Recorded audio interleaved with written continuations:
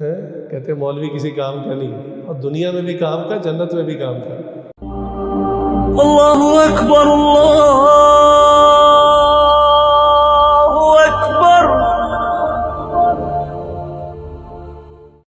لیکن حدیث میں آتا ہے کہ جنتی جب اپنی جنت میں جائے گا تو اس نے جنت کی مخلوق پہلے دیکھی نہیں ہوگی۔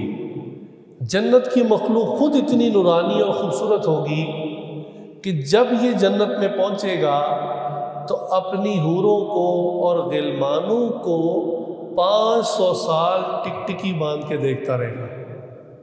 یعنی اس کو وقت گزرنے کا احساس ہی نہیں ہوگا، ایسا جذب ہو جائے گا، دیکھتا رہ جائے گا کہ اتنا وقت گزر جائے گا، اس کو آئیڈیا نہیں ہوگا۔ یہ تو تھا جب یہ جنت میں گیا۔ اچھا، اللہ تعالیٰ پھر جنتیوں سے پوچھیں گے کہ اچھا بتاؤ جنت میں کوئی چیز کم ہے، کوئی نعمت رہ گئی ہے؟ وہ کہے گا یا اللہ جو میں سوچ سکتا تھا اس سے بھی زیادہ نعمتیں، جنت میں کیا کمی ہو سکتی ہے؟ کہے گا نہیں اللہ میں نے جو سوچا بھی نہیں تھا اس سے بھی بڑھ کے مل گیا۔ اللہ تعالیٰ بار فرمائیں گے نہیں کوئی نعمت رہ گئی ہے، سوچو۔ حالانکہ وہاں سوچنے کے لیے انسان کے مائنڈ کے سیلز 100% کھول دیے جائیں گے۔ سوچے گا نہیں سوچ سکے گا۔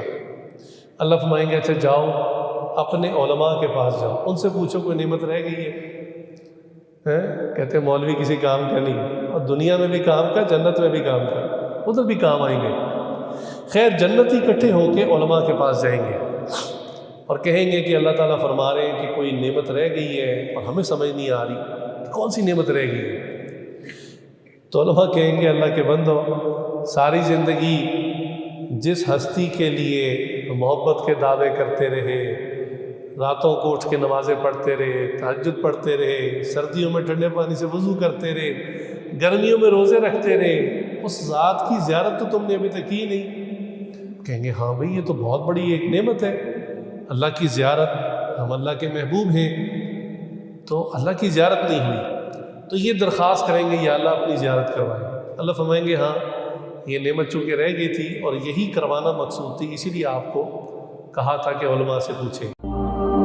اللہ اکبر اللہ